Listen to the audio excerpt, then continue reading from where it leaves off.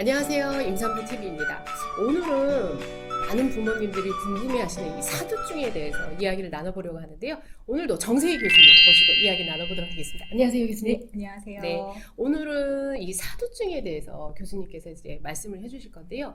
이 사두증이라는 것은 무엇이고 왜 생기는지에 대해서 먼저 알려주시면 감사하겠습니다. 네, 사두증은 이제 머리 모양이 한쪽으로 비뚤어져 있을 때를 사두증이라고 합니다. 네, 이제 그러니까 신생아의 두개골을 보시면 이제 두개골이 한 덩어리를 이루지 못하고 있고 아직은 그래서 두개골이 이렇게 조각으로 떨어져 있고요. 네. 그래서 만져보시면 이게 딱딱한 부분도 있지만 말랑말랑하게 네, 만져지는 맞아요. 부분이 네. 있잖아요. 저희가 숨구멍 혹은 천문 이렇게 부르는데 맞아요. 그런 부분들이 이제 있다가 이것이 그런 봉합을 따라 가지고 뼈가 계속 이제 자라나면서 네. 두개골이 성장을 하게 됩니다. 네. 그래서 아직은 완성되지 않는 두개골을 가지고 이제 아가가 지내게 되는데요. 이제 한쪽으로 아이가 그게 선호가 됐든 아니면 사경이 됐든 한쪽으로만 고개를 두고 누워 있으면 네. 그쪽으로는 이제 머리가 자라나고 싶어도 이게 눌리는 게 있기 때문에 봉긋하게 자라나지를 못하고 네. 대신에 이제 거기서 못 자란 것을 반대쪽에서 아. 이제 봉긋하게 솟아서 자라나는 경우들이 있습니다. 네. 그렇게 자라나다 보면 두개골이 비대칭이 되는데 특히 이제 뒤통수 쪽이 비대칭이 되겠죠. 네네. 그래서 그런 사두증이 발생을 하는데 이것을 저희가 자세성 사두증이라고 합니다. 머리를 둔 자세 때문에 생기는 네. 사두증이다 이렇게 얘기를 하고요.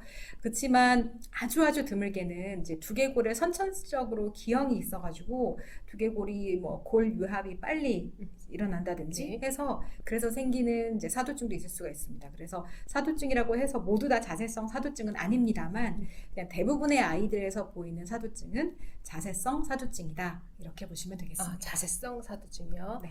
그러면 이 사두증은 사경이 있는 경우에만 생기는 건가요?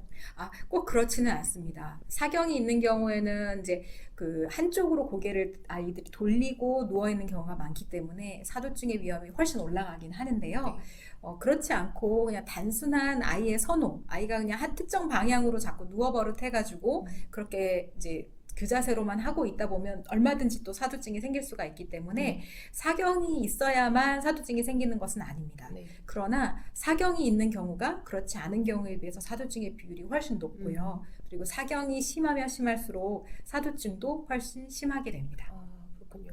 그러면 이 교정모, 헬멧 이런 것들이 있던데요. 이 꼭 이런 치료를 해야 되는 건가요? 예, 이제 사두증 하면은 이제 많이들 실제로 쓰는 아이도 네. 많이 보셨을 네. 거고, 네. 그 다음에 이제 이런 것들 써야 된다 이런 말씀들을 여기저기서 아마 들으셨을 텐데요. 네. 이제 아까 말씀드린 자세성 사두증은 그냥 단순한 두개골의 비대칭 모양을 뜻하는 것이기 때문에 사실상 뇌 발달이나 아이의 어떤 성장이나 어떤 뇌 기능이나 지능과 같은 그런 뇌 기능과는 사실 상관이 없습니다. 따라서 굳이 교정모, 헬멧 이런 것들을 쓰지 않으셔도 괜찮고요. 네. 이게 아까 생긴 그 이유를 이제 말씀드리면서 한쪽으로 고개를 두었기 때문에 네. 그쪽으로는 못 자라고 반대쪽으로 두개골이 자꾸 자라나다 보니까 생겼다 이렇게 말씀드렸는데 네. 그 원인을 제거해 주시면 됩니다. 즉 아이가 예를 들면 왼쪽을 자꾸 보고 눕는 아이다. 그러면 어른이 계속 그것을 반대쪽으로 오른쪽으로 고개를 바꿔서 돌려주시면 되거든요. 네. 그래서 오른쪽 뒤통수가 눌리게 해주고 왼쪽이 안 눌리게 해주면 그것만으로도 사두증이 좋아질 수 있습니다. 왜냐하면 아이의 두개골은 계속 성장을 하고 네. 있기 때문에 그렇게 바꿔주면 또 안 눌린 쪽으로 또 자라날 수가 있기 때문에 그런데요. 이제 사두증이 너무 심하거나 혹은 조금 더 나는 적극적으로 아이 머리 모양을 좀 만들어주고 싶다 이렇게 원하시는 경우들이 계시거든요. 네. 미적인 관점이죠. 네. 그런 경우에는 이제 교정모 이런 것들을 저희가 치료를 고려하게 됩니다. 아, 그러면 교정모 말씀하셨는데 그럼 베개 같은 경우는 네. 어떤 베개를 네. 따로 있나요, 베개가? 네, 그 질문도 굉장히 네. 많이 하세요. 어떤 베개, 네. 어떤 베개가 도움될까? 좋은 베개는 없나요? 하시는데요. 사실 이제 베개는 구속력이 전혀 없기 때문에요. 예, 그리고 아이가 그 베개를 갖다 놔도 벨 수도 있지만 얼마든지 안 베고 할 수도 있고요. 네네. 하기 때문에 베개는 전혀 치료 효과가 없습니다. 따라서 그런가요? 아무리 좋고 아무리 비싸고 아무리 유명한 베개를 네네네. 산다 해도 네. 그것으로 아이의 머리 모양을 잡아줄 수는 없기 때문에 제일 중요한 건 한쪽으로 자지 않게 하는 것, 한쪽으로 고개를 두지 않게 하는 것, 반대쪽으로 수시로 바꿔주시는 것이 제일 중요하고요. 네. 예, 헬멧은 아주 적극적으로 이제 고려하시는 경우에 사용할 수 있는 방법이 되겠습니다. 그럼 이 교정모를 쓸 경우에는 얼마나 오랫동안 사용을 해야 되는 건가요? 예, 교정모는 일단은 사실 제작 비용이 좀 많이 비쌉니다. 아. 예, 그래서 이제 한번 제작을 하게 되면 사용할 수 있는 기간 최대한을 사용을 하시게 되는데요. 근데 이제 교정모의 치료 원리라는 것이 뭐 머리가 튀어나온 곳을 눌러주고 그다음에 또 들어간 곳을 뭐 당겨서 머리를 빗어주고 이런 게 전혀 아닙니다.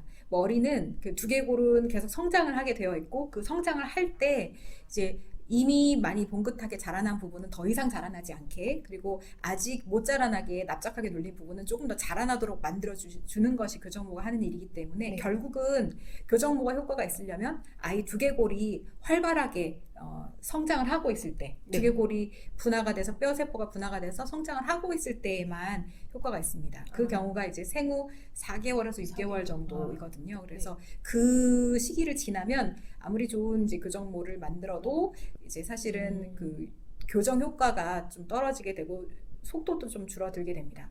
근데 이제 교정모는 결국은 머리에 뭐 하나를 더 짊어지고 있는 셈이잖아요. 네, 맞아요. 그러니까 아이가 고개를 못 가누는 아이 혹은 겨우 이제 못 가누기 시작한 아이한테서는 네. 제작을 할 수가 없죠. 고개가 떨어질 테니까. 네, 네. 그래서 이제 고개를 가누고 안정적으로 가눌 수 있게 되는 시기부터 제작을 해서 최대한 쓸 수 있는 데까지 그때까지 보통 사용을 하시게 됩니다. 그럼 이 교정모 치료의 단점은 없나요, 교수님? 단점은 아까 말씀드린 비용이 최대 네, 단점이죠. 비용이죠. 너무 네, 비싸죠. 네. 너무 비싸서요. 그래서 이제 그게 제일 단점이고 그거를 이제 예를 들면 나는 뭐 비용에 대해서는 이제 괜찮다 만약에 하신다면 네. 그 다음으로는 이제 아이가 불편할 수 있는데 이게 이제 안쪽이 이제 스티로폼 같은 재질로 되어 있기 때문에 땀이 차고요. 열이 네. 이제 거기에 그 계속 있기 때문에 그 땀으로 인한 어떤 뭐 피부 발진 같은 네네. 것 그리고 피부가 이제 자꾸 이렇게 자극이 될 수 있으니까 아이 피부가 연약하니까 그런 피부 발진 여러 가지 피부 문제 때문에 아이들이 좀 처음에 적응할 때 힘들어하거나 결국 그 적응을 시도했다가 이제 피부가 너무 심해가지고 못하게 되는 경우도 있습니다. 그런데 대부분의 경우는 아이들이 굉장히 빨리 적응을 잘 해서요. 한번 이제 별 그런 문제 없이 착용을 시작하게 된 경우는 꾸준하게 잘 착용을 하고 있는 경우를 많이 봤습니다. 그렇군요. 오늘 말씀 너무 유용한 정보가 너무 담겨져 있는 것 같아요. 교수님 나와주셔서 정말 감사드립니다. 감사합니다. 고맙습니다. 말씀 감사합니다.